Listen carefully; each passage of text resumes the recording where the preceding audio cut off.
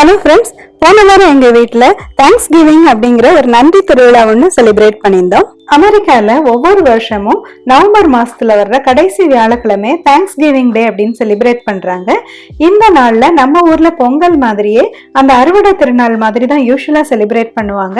நாலாவட்டத்துல இது ஒரு ஷாப்பிங் திருவிழா மாதிரி மாறிட்டாலும் பாரம்பரியமா இதை கடவுளுக்கு தேங்க்ஸ் சொல்ற ஒரு நாளாவும், ஃபேமிலி எல்லாருக்குமே தேங்க்ஸ் சொல்ற ஒரு நாளாவும் எல்லாருமே சேர்ந்து இந்த மாதிரி சமைச்சு சாப்பிடுறத ஒரு வழக்கமா வச்சிருக்காங்க. பொதுவா தேங்க்ஸ் கிவிங் டே அன்னைக்கு வான்கோழி சாப்பிடணும் அப்படிங்கிறது ட்ரெடிஷன். நான் இந்த வான்கோழியை வச்சு பிரியாணி பண்ணியிருந்தேன். அது கூடவே பூசணிக்காய் அல்வா, ஐஸ்கிரீம், அப்புறம் ரைத்தா, முட்டை இதெல்லாமே பண்ணியிருந்தேன். இந்த டர்க்கி பிரியாணியோட ரெசிபி தான் நம்ம இன்னைக்கு பார்க்க போறோம். நம்ம சேனல்ல எப்பவுமே பிகினர்ஸ்க்கு தேவையான பேசிக் ரெசிபிஸும் அப்ளையன்சஸ் எல்லாமே யூஸ் பண்ணி எப்படி மாடர்னா ஃபாஸ்டா நல்லா குக் பண்ணலாங்கிற ரெசிபிஸும் நான் கொடுப்பேன். நீங்க புதுசா நம்ம சேனலுக்கு வந்திருக்கீங்கன்னா சப்ஸ்கிரைப் பண்ணிட்டு தொடர்ந்து பாருங்க. Welcome to Vicky's kitchen. நான் இந்த வான்கோழி பிரியாணி பண்றதுக்காக 1.25 பவுண்ட், அதாவது கிட்டத்தட்ட 3/4 கிலோ டர்க்கி விங்ஸ் வாங்கியிருந்தேன். விங்ஸ்னா என்ன அப்படின்னு தெரியாதவங்களுக்காக இந்த இமேஜ் ஷேர் பண்ணிருக்கேன். கோழி, வான்கோழி அந்த மாதிரி பறவைகளோட சிறகு பகுதி தான் விங்ஸ். இந்த போர்ஷன் ஆஃப் மீட் கிடைக்கிறது கொஞ்சம் கஷ்டம் தான், ஆனா தேங்க்ஸ் கிவிங் போது யூஸ்வலா கிடைக்கும். அமெரிக்கால யூஸ்வலா தேங்க்ஸ் கிவிங்க்கு முழு டர்க்கி வாங்கி அதை நல்லா பேக் பண்ணி எல்லாரும் சேர்ந்து சாப்பிடுவாங்க. ஆனா எங்களுக்கு அவ்வளவு மீட் தேவைப்படல, எங்களுக்கு கொஞ்சமா தான் மீட் தேவைப்பட்டுச்சு. அதனாலதான் நான் இந்த டர்க்கி விங்ஸ் வாங்கியிருந்தேன். இந்த விங்ஸ் கறி நம்மளுக்கு ரேரா தான் கிடைக்கும் அப்படிங்கறதுனால இது ஒரு வாரம் முன்னாடியே நான் இந்த கடையில பார்க்கும் போது வாங்கிட்டு நான் ஃப்ரீசர்ல வச்சிருந்தேன். அதுக்கப்புறம் தான் எடுத்து முந்தின நாள் நான் இதை டீஃப்ரீஸ் பண்ணினேன். இந்த டர்க்கி விங்ஸை டீஃப்ரீஸ் பண்றதுக்கு நம்ம தண்ணியில போட்டு வச்சுட்டு ஒரு 2 மணி நேரம் விட்டுட்டோம் அப்படின்னா அது தானே நல்லா உருகிரும். இல்ல நமக்கு ஃப்ரெஷ்ஷா எப்பவுமே கிடைக்கிறதுக்கு வாய்ப்பு இருக்கு அப்படின்னா அதை வாங்கிட்டு நம்ம இமீடியட்டா யூஸ் பண்ணிக்கலாம். இல்லைன்னா இந்த மாதிரி ஃப்ரீஸ் பண்ணி வச்சுட்டு நமக்கு தேவையான போது எடுத்து யூஸ் பண்ணிக்கலாம். இந்த வான்கோழி கறியை நான் எப்படி பிரியாணிக்கு கட் பண்ணேன் அப்படிங்கறத நம்ம இப்ப பாக்குறோம். வான்கோழி கறியில பொதுவாக நம்மளுக்கு கொழுப்பு அதிகம் இருக்காது. அதனால நம்ம இந்த வான்கோழி கறியை பிரியாணிக்கு யூஸ் பண்றோம் அப்படின்னா அதோட தோல் பகுதியோடய நம்ம சேர்த்துக்கலாம். இந்த மாதிரி நான் இந்த சின்ன எலும்பு இருக்குல்ல அதை கட் பண்ணி ரிமூவ் பண்ணிக்கிறேன். இந்த விங்ஸை நம்ம 2-3 நம்மளால முடிஞ்ச அளவுக்கு கத்தியால கட் பண்ணிட்டு சேர்த்துக்கிறோம். மத்தபடி இதை நம்ம 2 உடைக்கிறதுக்கு ட்ரை பண்ணி கொஞ்சம் இந்த மாதிரி சின்னதா கட் பண்ணிக்கிறோம். அப்பதான் நம்மளுக்கு எலும்புல உள்ள சூப் பிரியாணில இறங்கும். வான்கோழி கறி நம்மளுக்கு சிக்கனை விட இன்னும் கொஞ்சம் திக்கா டஃபா இருக்கும். அதனால நம்ம முந்தின நாளே இந்த மாதிரி மேரினேட் பண்றதுக்காக இந்த மாதிரி கட் பண்ணி எல்லாம் உப்பு எல்லாம் தடவி வச்சுட்டோம் அப்படின்னா இந்த கறி நல்லா ஊறிடும். ஆனா அந்த மேரினேட் பண்ண பிறகு நம்ம அதை எடுத்து ஃப்ரிட்ஜ்ல தான் வைக்கணும், வெளியில வச்சிடக்கூடாது. இப்ப நம்ம வான்கோழி கறி மொத்தத்தையும் கட் பண்ணி முடிச்சிட்டோம். இனிமே இந்த கறியில முடி ஏதாவது ஒட்டி இருக்கா அப்படின்னு சொல்லிட்டு நல்லா கவனமா பார்த்து கழுவி எடுத்துட்டு வந்துடணும். இனிமே நம்ம கறியை மேரினேட் பண்ண போறோம். தயிர் 3 டேபிள் ஸ்பூன், கல்லுப்பு 1 டேபிள் ஸ்பூன், மிளகாய் தூள் 1 டீஸ்பூன். நான் யூஸ் பண்ணிட்டு இருக்கிற மிளகாய் தூள் ரொம்ப காரமா இருக்கும். அதனால நான் 1/2 டீஸ்பூன் மட்டுமே போட்டிருக்கிறேன். ஏன்னா இதுக்கப்புறம் நம்ம பச்சை மிளகாயும் இந்த பிரியாணில சேர்ப்போம். கரம் மசாலா பொடி 1/2 டீஸ்பூன். இந்த கரம் மசாலா பொடி இல்லைன்னா நம்ம ஏதாவது ஒரு கறி மசாலா பொடி இல்லைன்னா பிரியாணி பவுடர் சேர்த்துக்கலாம். மஞ்சள் 1 டீஸ்பூன். இப்போ இது எல்லாத்தையும் ஒரு ஸ்பூனால நல்லா மிக்ஸ் பண்ணி வச்சுக்கோம். நம்மளோட வான்கோழி நல்லா மேரினேட் ஆக ஆரம்பிச்சிருச்சு. நான் இந்த வான்கோழி கறியை முந்தின நாள் நைட்டு நல்லா மேரினேட் பண்ணி ஃப்ரிட்ஜ்ல எடுத்து வச்சுக்கிட்டேன். தேங்க்ஸ் கிவிங் போது நிறைய பேர் சர்ச்சுக்கு போயிட்டு வந்தா சமைக்க ஆரம்பிப்பாங்க. சோ இந்த மாதிரி முந்தின நாள் நைட்டே இதெல்லாம் மேரினேட் பண்ணி எடுத்து வச்சிடுவாங்க. சப்போஸ் நம்ம ஃப்ரெஷ்ஷா காலையில தான் இந்த ப்ராசஸ் ஆரம்பிக்கிறோம் அப்படின்னா 1 மணி நேரம் இந்த கறியை நல்லா மேரினேட் பண்றது ரொம்ப நல்ல டேஸ்டியான பிரியாணி தரும். இனிமே இஞ்சி பூண்டு பேஸ்ட் ரெடி பண்ணிக்கிறோம். ஒரு மீடியம் சைஸ் பூண்டு, 2 இன்ச் சைஸ் நீளத்துக்கு இஞ்சி எடுத்துக்கிறோம். இஞ்சி பூண்டை தோல் நீக்கிட்டு நல்லா கழுவி எடுத்துட்டு வந்துடுறோம். அதை மிக்சியோட சின்ன ஜார்ல சேர்த்து 1 டேபிள் ஸ்பூன் அளவு மட்டுமே தண்ணி சேர்த்து நல்லா மையா அரைச்சு எடுத்துட்டு வந்துடுவோம். இந்த இஞ்சி பூண்டு பேஸ்டையும் முந்தின நாள் கூட செஞ்சு ஃப்ரிட்ஜ்ல எடுத்து வச்சுக்கலாம். பிரியாணி தாளிக்கிறதுக்கு 1 டீஸ்பூன் சோம்பு, பிரிஞ்சி இலை 1, செல்லுமான் பட்டை 1 சிறிய துண்டு, கிராம்பு 6, ஏலக்காய் 6, ஜாதி பத்திரி 1 சிறிய துண்டு, அன்னாசிப்பூ 1 சிறிய துண்டு, 1 இன்ச் நீளத்துக்கு கடல் பாசி, மராட்டி மொக்கு 1, ஜாதிக்காய் 1 சிறிய துண்டு. இப்ப வீடியோல பாத்தீங்கன்னா தெரியும், இந்த ஜாதிக்காய் நான் லேசா ஒரு கத்தியால இப்படி சுரண்டி தான் எடுத்து போடுறேன். இதுக்கு மேல அதிகமா நம்ம அதுல போடக்கூடாது, அதனாலதான் இந்த மாதிரி காட்டுறேன். பொதுவா இந்தியால இந்த மாதிரி தாளிக்கிற பொருட்கள் எல்லாம் ஒரு பாக்கெட்ல போட்டு விற்பாங்க. அது கிடைச்சிச்சு அப்படின்னா ஒரு பாக்கெட் மட்டும் நம்ம வாங்கி வச்சுட்டோம்னா போதும். இது கூட 2 டேபிள் ஸ்பூன் உலர்ந்த திராட்சை எடுத்து வச்சுக்கிறோம். இது கூட 2 பல்லாரி வெங்காயம், 4 தக்காளி எடுத்து வச்சுக்கிறோம். ஒரு சின்ன கட்டு மல்லித்தலை, அதுல பாதி அளவுக்கு ஒரு சின்ன கட்டு புதினா எடுத்துக்கிறோம். 10 பச்சை மிளகாய் எடுத்து வச்சுக்கிறோம். நம்மளுக்கு காரம் ரொம்ப கம்மியா இருந்தா போதும் அப்படின்னா நம்ம 5 மிளகாய் எடுத்தா கூட போதுமானதா இருக்கும். இனிமே அரிசி மெஷர் பண்ணிக்கிறோம். நம்ம ஸ்டாண்டர்டா யூஸ் பண்றோம்ல அந்த மெஷரிங் கப்க்கு ஒரு கப் வச்சு நம்ம மெஷர் பண்ண போறோம். 2.5 கப் பிரியாணி அரிசி எடுத்துக்கிறோம். இந்த குவான்டிட்டி 3 பேர் கொண்ட ஃபேமிலிக்கு மதியமும் நைட்டுக்கும் போதுமானதா இருக்கும். இல்ல தயிர் சாதத்தோட சர்வ் பண்ணோம் அப்படின்னா 5 பேர் நல்லா தாராளமா சாப்பிடுற மாதிரி குவான்டிட்டி இருக்கும். மிளகாயை லேசா கீறி எடுத்து வச்சுக்கிறோம். மல்லித்தழை, புதினா இதுல உள்ள முதிர்ந்த காம்புகளை மட்டும் எடுத்துக்குவோம். மற்றபடி இதை காம்போட கூட நம்ம யூஸ் பண்ணிக்கலாம். மல்லி புதினாவை கழுவுறதுக்கு நான் இந்த மாதிரி ஒரு ஃபில்டர் யூஸ் பண்றேன். இந்த மாதிரி ஒரு வடிகட்டி யூஸ் பண்ணி இதை ஃபில்டர் பண்ணோம் அப்படின்னா நம்மளுக்கு சிங்க்ல இந்த இலைகள் போய் விழுந்து அடைச்சுக்காம இருக்கும். தக்காளியை கழுவிட்டு அதோட காம்புகள் எல்லாம் கட் பண்ணிக்கிறோம். வெங்காயத்தை உரிச்சு கழுவி எடுத்து வச்சுக்கிறோம். இது எல்லாத்தையும் நம்ம நீல வாக்குல கட் பண்ணி எடுத்து வச்சுக்கிறோம். நாம இப்ப இதை குவிசினாட் ஃபுட் ப்ராசஸரை வச்சு கட் பண்ண போறோம். முதல்ல தக்காளியை நம்ம நல்லா சின்னதா கட் பண்ணிக்க போறோம். தக்காளி 2ஆ கட் பண்ணி இந்த சாப்பிங் அட்டாச்மெண்ட் இருக்குல்ல இது கூட போட்டுக்கிறோம். இந்த சாப்பர் பிளேட் வந்து இந்த தக்காளிகளை நல்லா பொடியா கட் பண்ணிடும். லோ ஸ்பீட்ல ஒரு 10 செகண்ட்ஸ்குள்ள இது எவ்வளவு அழகா கட் பண்ணிச்சுன்னு பாத்தீங்களா? இனிமே வெங்காயத்தை நீல வாக்குல கட் பண்ண போறோம். இதுக்காக நம்ம இந்த ஸ்லைசர் அப்படிங்கிற பிளேடை வந்து இதுல சேர்த்துக்கிறோம். இந்த ஸ்லைசர் பிளேடோட திக்னஸ் நம்மளால அட்ஜஸ்ட் பண்ண முடியும். நான் வந்து ஒரு மீடியம் சைஸ் திக்னஸ்க்கு மட்டுமே இதை அட்ஜஸ்ட் பண்ணி இப்ப எடுத்து வச்சிருக்கிறேன். இனிமே இந்த ஃபுட் ப்ராசஸர் மூடியை போட்டுட்டு இனிமே லோ ஸ்பீட்ல நம்ம ஃபர்ஸ்ட் இதை ஸ்டார்ட் பண்ணிக்குவோம். சின்ன வெங்காயமா இருந்துச்சுன்னா நம்ம வெட்டாமலே இதுல போட்டுடலாம். இல்ல கொஞ்சம் பெரிய வெங்காயமா இருந்துச்சுன்னா இப்படி 2ஆவோ அல்லது 4ஆவோ கட் பண்ணிட்டு இதுல போட்டோம் அப்படின்னா அது இந்த சூட்குள்ள உள்ள போறது ஈஸியா இருக்கும். இந்த ஃபுட் ப்ராசஸர் வாங்குறதுக்கு முன்னாடி நான் நிறைய ஃபுட் ப்ராசஸர் நல்லா செக் பண்ணி பார்த்துட்டு தான் இதை சூஸ் பண்ணினேன். இது குசினாட்டோட 13 கப் ஃபுட் ப்ராசஸர். நிறைய ஃபுட் ப்ராசஸர்ல பார்த்தோம் அப்படின்னா இதோட இந்த சூட் இருக்குல்ல, அதாவது நம்ம இந்த காய்கறிகளை உள்ள போடுறோம் இல்லையா, இதோட அகலம் வந்து ரொம்ப சின்னதா இருக்கும். இந்த குசினாட் ஃபுட் ப்ராசஸர்ல மட்டும்தான் இது வந்துட்டு நம்ம வெஜிடபிள்ஸ் எல்லாம் நிறைய சேர்க்கறதுக்கு ஏற்ற மாதிரி நல்ல பெரிய வாயா அகலமா இருக்கும். இது கூட போடுறது வந்து நம்மளுக்கு ரொம்ப ஈஸியரா இருக்கும். ஒரு சில ஃபுட் ப்ராசஸர்ல பார்த்தோம் அப்படின்னா இந்த வாய் பகுதி வந்து ரொம்ப குறுகலா இருக்கும். அப்படி இருந்துச்சு அப்படின்னா அந்த டிசைனுக்கு வந்து நம்ம வெஜிடபிள்ஸை ரொம்ப சின்னதா கட் பண்ணி போட வேண்டியிருக்கும். அப்படி கட் பண்றதுக்கு பதிலா நம்ம கட்டிங் போர்ட்லயே கட் பண்ணிடலாம் அப்படின்னு சொல்லிட்டு நம்ம ஃபெட் அப் ஆயிருவோம். இந்த வெங்காயத்தை அவ்வளோத்தையுமே கட் பண்றதுக்கு ஒரு 30 செகண்ட்ஸ்குள்ள இது கட் பண்ணிருச்சு. இங்க பாத்தீங்களா இந்த பிளேட்ல எதுவுமே ஒட்டி இருக்கல, ரொம்ப கிளீனா இது நல்லா கட் பண்ணிடுச்சு. இந்த பிளேட்ஸ், இந்த சாப்பர் எல்லாமே ரொம்ப ஈஸியா கழுவக்கூடியதுதான். எல்லா பார்ட்ஸும் டிஷ் வாஷர் சேஃபும் கூட. இன்னைக்கு நம்ம ரொம்ப கம்மியான வெங்காயம் தக்காளி தான் கட் பண்ணோம். இதை நம்ம கட்டிங் போர்ட்ல கட் பண்ணி இருந்திருக்கலாம். ஆனா நான் இது வந்து டெமோ காட்டணும் அப்படிங்கறக்காக தான் இந்த மாதிரி பண்ணி காட்டியிருக்கேன். இதே சமயம் நம்ம நிறைய வெங்காயம் தக்காளி கட் பண்றோம், நிறைய காய்கறி பொரியல் நிறைய பண்றோம் அப்படின்னா இந்த ஃபுட் ப்ராசஸர் வந்து ரொம்பவே யூஸ்ஃபுல்லா இருக்கும். சின்ன பவுல யூஸ் பண்ணி நம்ம தக்காளியை வெட்டினோம் இல்லையா, அதே மாதிரி இப்ப பெரிய பவுல வச்சுக்கிறோம். இதுக்கு ஒரு பெரிய பிளேடும் கொடுத்துருக்காங்க. இதுவும் நல்லாவே சாப் பண்ணும். நம்ம அலசி வச்சிருந்தாலே எல்லா மல்லி புதினாவையும் இதுல சேர்த்துக்கிறோம். இனிமே மூடி போட்டுட்டு லோ ஸ்பீட்ல ஒரு 10 செகண்ட்ஸ் இந்த மாதிரி நம்ம அரைச்சு எடுத்துக்கலாம்.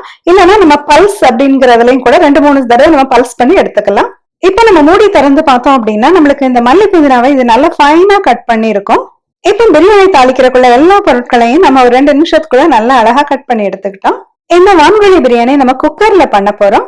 இது 5 லிட்டர் பிரஷர் குக்கர்.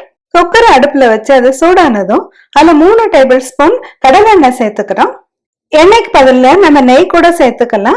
ஆனா இந்த வான்கோழி பிரியாணியை பொறுத்த வரைக்கும் நம்ம அதிகமான நெய்யோ அல்லது எண்ணெயோ சேர்க்க தேவையில்லை. எண்ணெய் சூடானா நம்ம தாளிக்கிறக்கு எடுத்து வச்சிருந்தாலே இந்த பட்டை லவங்கம் இது எல்லாத்தையும் சேர்த்துக்கிறோம். சோம்பு லைட்டா சிறக்க ஆரம்பிச்ச உடனே நம்ம நறுக்கி வச்சிருந்தாலே இந்த வெங்காயத்தை சேர்த்துக்கிறோம். வெங்காயம் மைல்டா ஒரு கோல்டன் ப்ரௌன் கலர் வர்ற வரைக்கும் நம்ம வதக்கணும். வெங்காயம் சீக்கிரம் வதங்கணும் அப்படிங்கறக்காக அது கூட 1 டீஸ்பூன் கல்லுப்பு சேர்த்துக்கிறோம். வெங்காயம் கருகிடக்கூடாது. 5 நிமிஷத்துக்குள்ளே நம்மளுக்கு வெங்காயம் நல்லா வதங்கி கோல்டன் ப்ரௌனா மாறிடும். வெங்காயம் நல்லா செவந்த உடனே 2 டேபிள் ஸ்பூன் இஞ்சி பூண்டு பேஸ்ட் சேர்த்துக்கிறோம். அதாவது நம்ம அரைச்சு வச்சிருந்தோம்ல அந்த முழு பேஸ்டையும் சேர்த்துக்கிறோம். இஞ்சி பூண்டு பேஸ்ட் சேர்த்தோன்னா 1 நிமிஷமாவது நல்லா வதக்கணும். அப்பதான் அந்த பச்சை வாசனை போகும். இது கூட நம்ம ஃபைனா சாப் பண்ணி வச்சிருந்தோம் இல்லையா, அந்த மல்லி புதினா தலைய போட்டுக்கிறோம். இப்படி சின்னதா கட் பண்ணி போடுறதுக்கு பதிலா மிக்சியில நல்லா ஃபைனா அரைச்சு கூட போட்டுக்கலாம். ஆனா மிக்சியில நம்ம அரைக்கும் போது கொஞ்சம் தண்ணி சேர்த்து அரைப்போம்ல, அதனால இந்த கறி எல்லாமே வதங்குறதுக்கு கொஞ்சம் நேரம் ஆயிடும். எண்ணெயில நல்லா இந்த மல்லி புதினாவை வதக்கிக்குவோம். அப்பதான் நம்மளுக்கு நல்ல பிரியாணி வாசனை வரும். 2 நிமிஷம் வதக்கின பிறகு நம்ம இப்படி பொடியா கட் பண்ணி வச்சிருந்தாலே இந்த தக்காளியை சேர்த்துக்கிறோம். சப்போஸ் கடையில வாங்கின தக்காளி பியூரியா இருந்துச்சு அப்படின்னா 1/2 கப் தக்காளி பியூரி சேர்த்துக்க வேண்டியிருக்கும். இனிமே இந்த தக்காளி நல்லா எண்ணெய் பிரிய வரைக்கும் வதக்கிக்கணும். தக்காளி நல்லா வெந்து எண்ணெய் பிரிஞ்சு வரும்போது நம்ம மேரினேட் பண்ணி எடுத்து வச்சிருந்தோம் இல்லையா, அந்த வான்கோழி கறி இதுல சேர்த்துக்கிறோம். கறி சேர்த்துட்டு இதை நல்லா நம்ம மிக்ஸ் பண்ணி விட்டுக்கணும். இப்படி நல்லா மிக்ஸ் பண்ணி விட்டுட்டு இந்த கறி வேகறதுக்காக நம்ம 1/2 கப் தண்ணி இது கூட சேர்த்துக்கிறோம். சிக்கன் பிரியாணி பண்ணும்போது நம்ம இந்த மாதிரி தண்ணி சேர்த்து வேக வைக்க மாட்டோம். ஆனா வான்கோழி கறி வேகறதுக்கு கொஞ்சம் நேரம் ஆகும். இது கிட்டத்தட்ட மட்டன் மாதிரி நல்லா டஃப்பாவே இருக்கும். அதனால நம்ம முதல்ல இந்த வான்கோழி கறியை வேக வச்சுக்கணும்.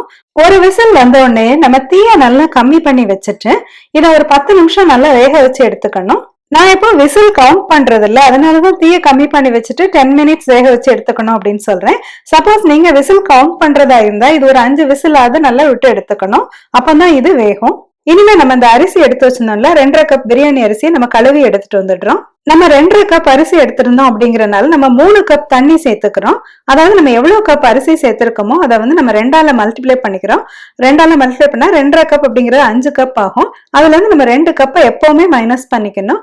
சோ இப்ப பார்த்தோம் அப்படின்னா நம்மளுக்கு 3 கப் தண்ணி சேர்த்துக்கிறோம். இந்த மாதிரி அளவுகள்ல நம்ம தண்ணி சேர்த்தோம் அப்படின்னா நம்மளுக்கு பிரியாணி குழையாம நல்ல உதிர்வா வரும். பிரியாணி அரிசியை கழுவி தண்ணி சேர்த்த பிறகு இது ஒரு 1/2 மணி நேரம் தான் ஊறணும். அதுக்கு மேல ஊறுச்சு அப்படின்னா நம்மளுக்கு பிரியாணி அரிசி உடைஞ்சிரும். அதனாலதான் நம்ம இந்த ஸ்டேஜ்ல தான் அரிசியை ஊற வைக்கணும். உப்பு 1/2 டீஸ்பூன் சேர்த்துக்கிறோம். இனிமே 10 மினிட்ஸ் கழிச்சு நம்ம இந்த குக்கரை ஆஃப் பண்ணிடுவோம். இந்த குக்கர் ஆஃப் பண்ண பிறகு நமக்கு பிரஷர்லாம் செட்டில் டவுன் ஆகி நம்ம மூடியை திறக்கிறதுக்கு ரெடி ஆகுறதுக்கு ஒரு 10 மினிட்ஸ் ஆகும். அதுக்குள்ள நம்ம ரைதா ரெடி பண்ணிடலாம். மறுபடியும் நம்ம குசினாட்டோட ஃபுட் ப்ராசஸர் இருக்குல்ல, அதுல உள்ள பெரிய பவுல்ல இந்த பெரிய பிளேடை போட்டுக்கிறோம்.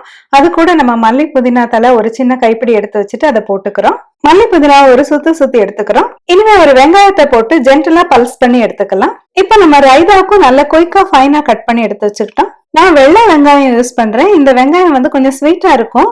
ரைதா வந்து நம்மளுக்கு இன்னும் கொஞ்சம் காரமா இருக்கணும் அப்படின்னா நம்ம வந்துட்டு அந்த ரெட் ஆனியன் கூட யூஸ் பண்ணிக்கலாம். இது கூட 1/2 கப் தயிர், 1/2 டீஸ்பூன் உப்பு, 1/4 டீஸ்பூன் சீரகத்தூள் இதையெல்லாம் சேர்த்து மிக்ஸ் பண்ணி வச்சுக்கிறோம். நம்மளுக்கு ரைதா ரெடி ஆயிருச்சு. இதுக்குள்ள நம்மளுக்கு பிரஷர் நல்லா செட்டில் டவுன் ஆயிருக்கும். இனிமே நம்ம இந்த மூடியை திறந்துட்டு பார்த்தோம் அப்படின்னா நம்மளுக்கு இந்த கறி வெந்திருக்கான்னு செக் பண்ணிக்கலாம். வான்கோழி கறி கொஞ்சம் டஃபா இருக்கும் அப்படின்னு சொன்னேன்ல, இது வெந்திருக்கா அப்படின்னு செக் பண்றதுக்காக இப்படி ஒரு கத்தியால நம்ம வந்து அதை வந்து கொஞ்சம் செருகி பார்க்கணும். இப்ப நம்மளுக்கு இந்த கத்தி வந்து ஈஸியா இறங்கிடுச்சு. சோ நம்மளுக்கு கறி நல்லா வெந்துடுச்சுன்னு அர்த்தம். இந்த ஸ்டெப்ல நம்மளுக்கு வான்கோழி கறி வேகல அப்படின்னா நம்ம மறுபடியும் இது ஒரு 5 நிமிஷம் நல்லா ப்ரெஷர் குக் பண்ணி எடுத்துக்கிறதுங்கிறது ரொம்ப முக்கியமானது. இனிமே நம்ம இதுல உப்பு சரியா இருக்கா அப்படின்னு சொல்லி செக் பண்ணிக்குவோம். இனிமே நம்ம தேவைக்கு உப்பு சேர்த்துக்கிறோம். எனக்கு வந்து இந்த உப்பு கொஞ்சம் கம்மியா இருந்துச்சு, அதனால நான் இதுல வந்து 1/2 டீஸ்பூன் கல் உப்பு சேர்த்துக்கிறேன். இது கூட நம்ம நீல வாக்குல லேசா கீறி வச்சிருந்தாலே அந்த பச்சை மிளகாயும் சேர்த்துக்கிறோம். பச்சை மிளகாய் நம்ம ஃபர்ஸ்டே கூட போட்டு வதக்கிக்கலாம். ஆனா இந்த மாதிரி லாஸ்ட்ல ஆட் பண்ணும்போது இந்த மிளகாயோட வாசனை நம்மளுக்கு நல்லா இந்த பிரியாணியில இறங்கி நல்லா இருக்கும். இனிமே நம்ம அரிசியில சேர்க்கறதுக்காக மெஷர் பண்ணி வச்சிருந்தோம் இல்லையா, அந்த 3 கப் தண்ணியை இந்த கறி கூட சேர்த்துக்கிறோம். அரிசியை இப்ப சேர்த்துடக்கூடாது. இப்ப நம்ம அடுப்பை ஆன் பண்ணிட்டு இதை நல்லா கொதிக்க வச்சுக்குவோம். ஒரு 5 நிமிஷத்துல தண்ணி நல்லா கொதிக்க ஆரம்பிச்சிரும். இந்த தண்ணி நல்லா கொதிக்க ஆரம்பிக்கும் போது நம்ம ஊற வச்சிருந்தாலே அந்த அரிசியை சேர்த்துக்கிறோம். இப்ப ஒரு எலுமிச்சம்பழத்தோட சாறை பிழிஞ்சுக்கிறோம். நான் எடுத்திருக்க கொஞ்சம் பெரிய சைஸ் எலுமிச்சம்பழம், அதனால நான் பாதி எலுமிச்சம்பழ சாறு மட்டும் பிழிஞ்சுக்கிறேன். யூஸ்வலா நம்ம ரெகுலரா வாங்குவோம்ல அந்த சைஸ் எலுமிச்சம்பழம் அப்படின்னா ஃபுல் பழத்தோட சாறையும் நம்ம பிழிஞ்சுக்கலாம். இனிமே நம்ம இந்த அரிசியை நல்லா ஜென்டலா கிளறிக்குவோம். இந்த ஸ்டேஜ் வரைக்கும் நம்ம வந்துட்டு உப்பெல்லாம் சரியா இருக்கா அப்படின்னு சொல்லி நம்ம செக் பண்ணிக்கலாம். இந்த ஸ்டேஜ்ல உப்பு பார்த்தோம் அப்படின்னா உப்பு கொஞ்சம் அதிகமா இருக்க மாதிரி தெரியணும். டூ மச்சா சொல்லல, கொஞ்சம் விட்டு அதிகமான டேஸ்ட்ல இருந்துச்சு அப்படின்னா தான் நம்மளுக்கு பிரியாணி செஞ்ச பிறகு அந்த உப்பு வந்து சரியான குவான்டிட்டியில இருக்கும். இதை அப்படியே நம்ம கொஞ்ச நேரம் கொதிக்க விடணும். ஒரு 5 நிமிஷத்துக்குள்ளே பார்த்தோம் அப்படின்னா இந்த அரிசி வந்து இந்த தண்ணி எல்லாம் குடிச்சிட்டு கொஞ்சம் வேக ஆரம்பிச்சிருக்கும். இப்ப பாத்தீங்கன்னா நம்ம தண்ணி வந்து கொஞ்சமா தான் மேல தெரியுது இல்லையா, ஒரு கரண்டி வச்சு இப்படி செக் பண்ணோம் அப்படின்னா நம்மளுக்கு கொஞ்சம் தான் தண்ணி வரணும். அதாவது ஒரு 1/4 இன்ச் அளவு தண்ணி நிக்கிற மாதிரி வரணும்.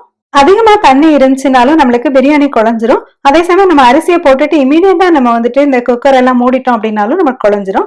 சோ நம்மளுக்கு இப்ப கொஞ்சமா தான் இதுல தண்ணி நிக்குது. இந்த ஸ்டேஜ்ல நம்ம மூடியை வந்து போட்டுக்கிறோம். இந்த மூடியை போட்டுட்டு நம்ம பிரஷரோட வெயிட் வால்வ் வச்சுக்கிறோம். இந்த வெயிட் வால்வ் வச்சோடனே பார்த்தோம்னா இந்த பக்கத்துல ஒரு சின்ன சேஃப்டி வால்வ் இருக்கு இல்லையா, இது வந்து ரைஸ் ஆகும். சில குக்கர்ல இந்த சேஃப்டி வால்வ் இருக்காது. அந்த சேஃப்டி வால்வ் இல்லைனாலும் பரவாயில்ல, இந்த ப்ரொசீஜர்லயே நம்ம பண்ணலாம். சேஃப்டி வால்வ் ஜென்டலா ரைஸ் ஆகுறத நம்ம பார்க்கலாம். இந்த சமயத்துல நம்ம தீயை நல்லா கம்மி பண்ணி வச்சுக்கிறோம். விசில் எதுவும் வரக்கூடாது. நம்ம சாதாரண பாத்திரத்துல தம் போடுற மாதிரி தான் இது. இப்ப இந்த கம்மியான தீயில நம்ம 10 மினிட்ஸ் இதை வேக வச்சுட்டு ஆஃப் பண்ணிக்கிறோம். இந்த டைமிங் ரொம்ப முக்கியம். அதனால நம்ம போன்ல அலாரம் செட் பண்ணிட்டு நம்ம 10 மினிட்ஸ் கழிச்சு அடுப்பை ஆஃப் பண்ணிக்கிறோம். இப்ப நம்ம குக்கர் மூடியை திறந்து பார்த்தோம் அப்படின்னா பிரியாணி நல்லா உதிரா வெந்திருக்கிறத பார்க்கலாம்.